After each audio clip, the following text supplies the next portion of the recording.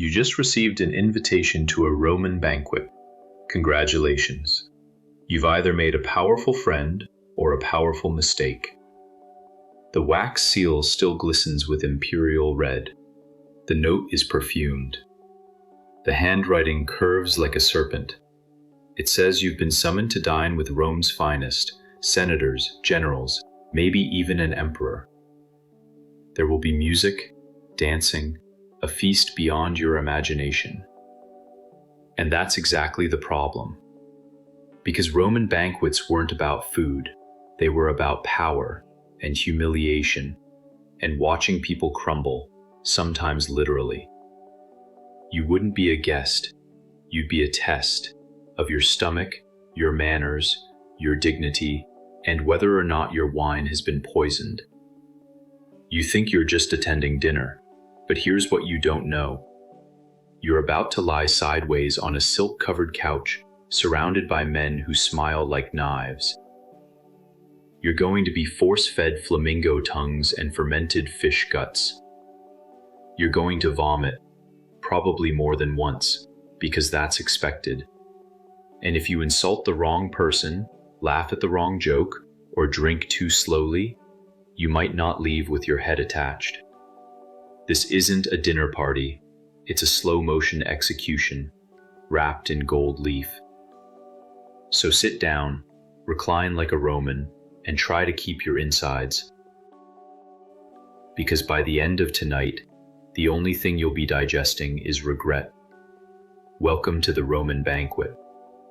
Let's find out why you wouldn't survive. Let's start with the guest list. Because if the food doesn't kill you, the company just might. You're not at dinner with friends. You're at war, wearing a tunic. Roman banquets weren't hosted out of generosity. It was staged like political theater or ambushes. Your host might be a senator trying to catch you in a lie, or a general plotting to humiliate you publicly, or an emperor using this entire meal as a loyalty test with a side of cold goose. Everyone here smiles too much. Everyone's watching who you toast first. Everyone's wondering whether you'll say something stupid. And if you do, that's treason. Let's be clear. This wasn't just some awkward family dinner. This was a room full of the most dangerous people in Rome. Men who controlled armies, slaves who were trained to eavesdrop, and a few guests who only showed up to see who wouldn't make it to dessert. You were expected to drink to excess, but never lose control. You were expected to laugh at the host's jokes, but never louder than he did. You were expected to flatter your enemies while pretending they weren't trying to destroy you. In this room, poison was more common than salt. Bringing your own food taster wasn't rude, it was smart. Not having one? That was a death sentence disguised as etiquette. Just ask Emperor Claudius. He died at a banquet, poisoned by mushrooms, or maybe by his wife, Agrippina, or his doctor, or both. No one really knows, because everyone was smiling when it happened. So no, you wouldn't survive the guest list. You'd either offend someone by showing up, or offend someone worse by not showing up. In Rome, social events didn't ruin your career. They ended your life. Let's talk about the food. You know, the thing that's supposed to be the safe part of a dinner. Not in Rome. At a Roman banquet, food wasn't just nourishment. It was theater. It was intimidation. And yes, it was sometimes a murder weapon. First up, garum, Rome's favorite condiment. It's made by letting fish guts rot in the sun for weeks. It smells like death and tastes like seawater filtered through a corpse. They poured it on everything: oysters, pig nipples, even desserts. Then there were the delicacies, because nothing says civilized empire like eating the tongue of a flamingo or the womb of a sow, or jellyfish marinated in vinegar. And that's just the appetizers. The wealthy Romans, they didn't just eat weird things. They poisoned themselves slowly with luxury. They loved syrup made with lead. Yes, lead. The same thing that now comes with a skull warning label. They called it supper, and they used it to sweeten wine. Historians believe the Roman elite, especially the men in power, were literally suffering from lead poisoning. Mood swings, infertility, memory loss. Basically, they were dying from drinking the good stuff. But hey, at least it was vintage. Let's not forget the hygiene. Refrigeration didn't exist. Meat sat out in the sun for hours before serving. Seafood traveled hundreds of miles with no ice. Oysters were considered a status symbol until they made you violently ill. And the host? He didn't care if you lived or died. He just wanted you to be impressed. Because the more exotic the food, the more powerful he looked. So he served peacock brains and camel heels. Not because they tasted good, because you couldn't afford them. And if you refused to eat, that was an insult. If you gagged, a scandal. If you died from food poisoning, well, you weren't strong enough to dine with the gods. In Rome, the food didn't feed you, it tested you. And you failed. Let's say you've survived the invitations, the politics, and the poisoned fish sauce. Good job. Now, your next enemy is your own digestive system. Because Romans didn't eat like humans, they ate like gods, on a dare. At the banquet, you weren't sitting in a chair. You were reclining on your side on a cushioned marble couch. Why? Because sitting upright made digestion harder. And in Rome, digestion wasn't the point. Excess was the point. You weren't supposed to stop when you were full. You were supposed to stop when you were empty, because you'd vomited. Then, you kept going. Vomiting was part of the ritual. Elite Romans kept vomit buckets nearby so they could purge between courses and keep feasting. It wasn't disgusting. It was admired. It showed wealth, power, endurance. The Latin word vomitorium, it wasn't a bathroom. It was a hallway where crowds exited the stadium. But modern historians now agree, Romans really did vomit as part of high-class dining, and it was considered classy. Imagine trying to impress your boss today by throwing up halfway through dinner, then going back for more goose liver in honey glaze. That was Tuesday in ancient Rome. And this wasn't some dainty nibbling. Roman banquets had 7, 10, sometimes 20 courses. Seafood, roasted game, stuffed animals, sweetened meats, fermented sauces, and sugar-drenched fruits. Then wine, gallons of it, mixed with herbs, sometimes drugs, sometimes actual opiates.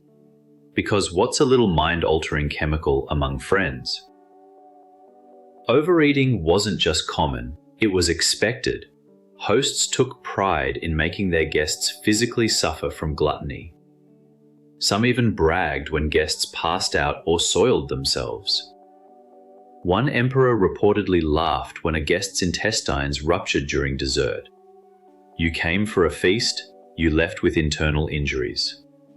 And if you died, well, you should have trained harder.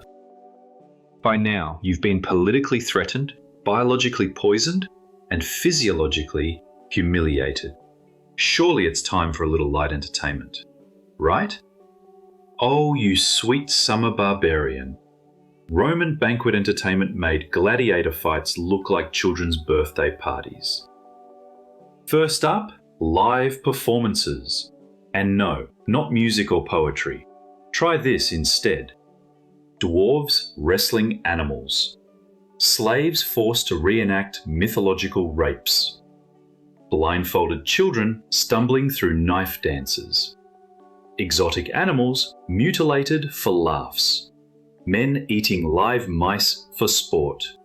And that was before the orgies started. Yes, orgies. Not whispered about, not private, expected.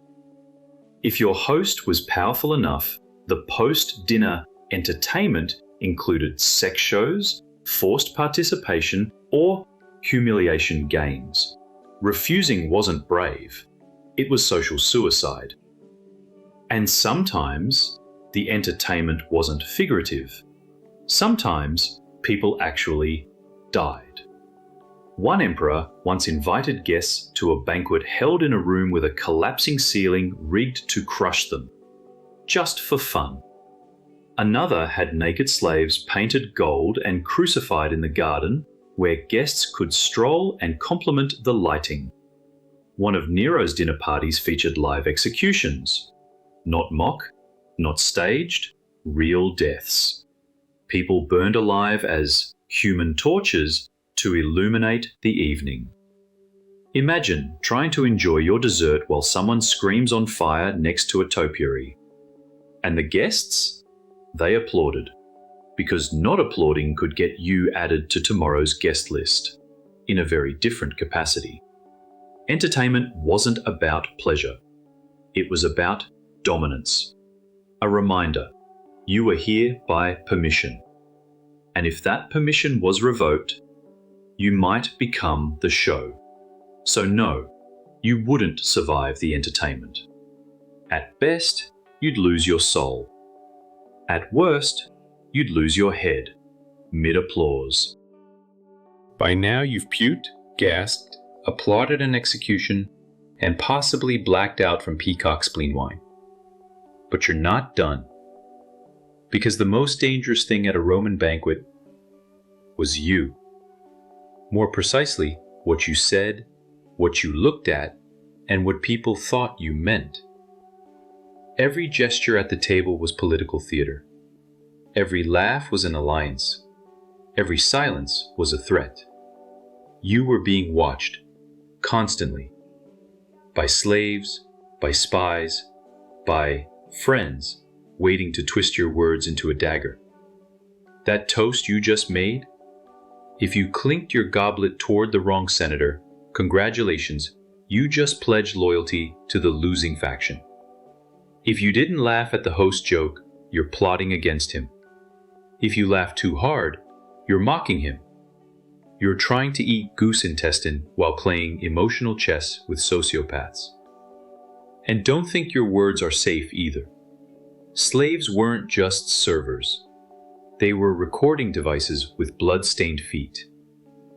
Everything you said over dinner, every joke, complaint, compliment, sigh, was repeated by morning to someone with power.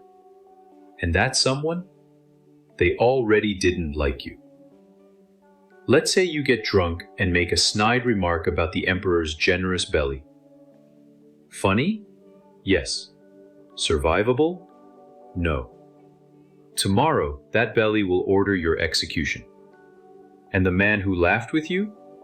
He'll testify that you said worse. Even your clothing was judged. Too modest? You're insecure. Too flashy? You're arrogant. Repeating a tunic from last week? Are you poor? The banquet wasn't just food and fun.